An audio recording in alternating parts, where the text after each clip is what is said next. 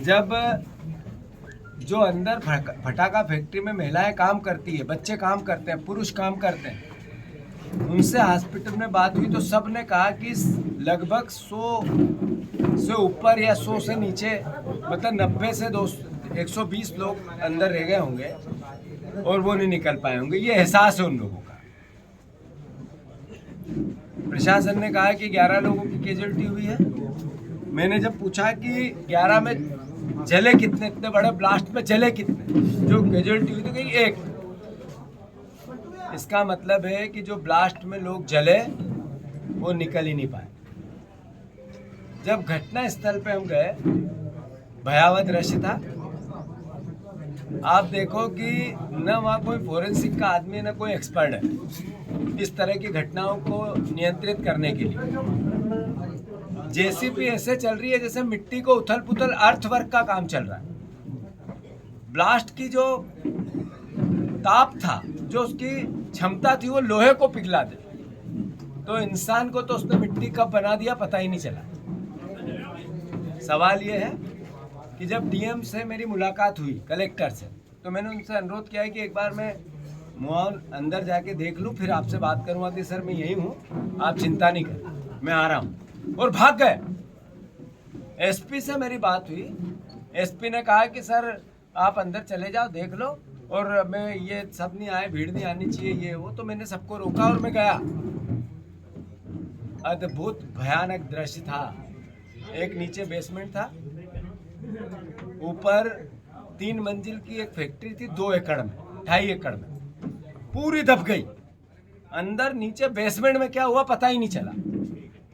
ऊपर से लोग विजुअल जो आए, कूद कूद के भाग रहे हैं 2-2 मंजिल से। जो नीचे कूदा पेट टूट गया, कमर टूट गई, कई मर गए, वो भी ब्लास्ट में दब गए। जो 2 मंजिल ऊपर से कूदेगा, सब भाग रहे हैं। उस परिस्थिति में नीचे जो ब्लास्ट हुआ बाद में, तो वो जो पैर जिसका टूट गया, जो चल नहीं पाया, जो भाग रहा था, वो वहीं स्वाह हो गया। जब पूरी कहानी की भयावहता देखकर मैंने फिर डीएम से बात करने की कोशिश की। डीएम यहाँ घटना स्थल से भाग चुके थे, जहाँ रेस्क्यू चल रहा है। 12-14 जेसीबी काम कर रही है अर्थवर्क का, 15-20 एम्बुलेंस के बड़ी मशीनें खड़ी है, और एसपी और कलेक्टर जगह से गायब हो गए। क्या मैसेज है ये? अपराध को छुपाना, जो घटना हुई उसको नहीं बताना। अल्टीमेटली मैं समझता हूँ कि इससे भयावह निंदनीय कृत्य, इससे भयावह घृणित अपराध, सरकारी हत्याएं कैसे होती हैं मध्य प्रदेश ने फिर एक बार देखा। इससे पहले झाबुआ में हुआ था, 80 लोग ब्लास्ट में गए थे। यही भारतीय जनता पार्टी की सरकार थी जिसने कहा हमने एसआईटी गठित की, आयोग बनाया। आज तक कौन दोषी और किसको सजा मिली और मुआवजा कितना दिया, किसको सरकारी नौकरी दी, पता ही नहीं। आज सवाल यह है कि 1 घटना, 2 घटना, 3 घटना, पिछले 5-7 साल में लगभग 10 घटना। सरकार हर घटना के बाद कहती है लाइसेंसों पे हम नियंत्रण करेंगे, स्ट्रिक्ट नियम बनाएंगे, अब ऐसी घटना नहीं हो सकती है, और फिर घटना हो जाती है। मतलब ये सरकारी हत्याएं नहीं है तो क्या है? और दूसरा, मैं फिर इस घटना को लेके प्रशासन से अनुरोध करना चाहता हूं, सरकार को आगाह करना चाहता हूं। कांग्रेस विपक्ष की पार्टी है, उसकी जवाबदेही है। आप जितनी जल्दी हो एसआईटी गठित करो, मौतों का आंकड़ा सही तरीके से बताओ, जो मिसिंग लोग हैं उनको किस कैटेगरी में डालेंगे, मृत्यु की या अन्य कोई कैटेगरी आती है उसमें डालेंगे। 1-1 करोड़ रुपया हर मृतक को, परिवार को मिले, 10-10 लाख रुपया हर एक्सीडेंटल को मिले, सरकारी नौकरी मृतक के 1-1 परिवार को मिले। जैसे पहले कहा था आज तक नहीं दिए, वैसे नहीं मिले, ईमानदारी से मिले। और सबसे बड़ी बात, 302 का मुकदमा संबंधित कर्मचारियों पे, जिनने ये अपराध करने में सहयोग किया।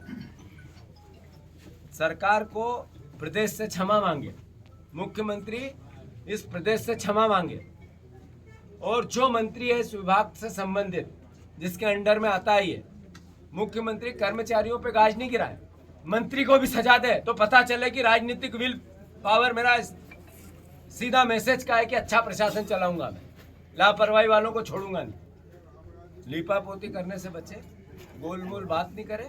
हम जांच कराएंगे, ऐसी सजा मिलेगी कि वो भी याद करेंगे। ये कौन सा भाषा हुई? कल मैं मुख्यमंत्री का बयान देख रहा था, ऐसी सजा मिलेगी वो भी याद करेंगे। अभी कितने लोगों को आपने सजा दी, उनने याद करी? वो जरा एक दो के नाम बताएं सजाओं के। इस तरह की लापरवाही निंदनीय है, अपराधी है और सरकार को इस अपराधों से बचना चाहिए। धन्यवाद। आपके हिसाब से मौत का आंकड़ा कितना हो सकता है? मैंने बता दिया, आपके जब मैंने कहा कि 100 से ज़्यादा लोग जो प्रत्यक्षदर्शी है उनने कहा कि दब गए होंगे।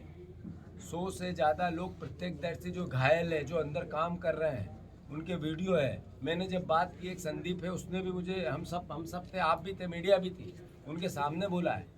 जब परिजनों से पूछा, आसपास के लोगों से पूछा, पड़ोसियों ने जिनके सब जान माल की हानि हो गई, उनसे बात करी, सब ने ये कहा कि सैकड़ों लोग दबे हैं इसमें। व्यवस्था ऐसी थी कि उथल पुथल। इस तरीके से रेस्क्यू ऑपरेशन होता है।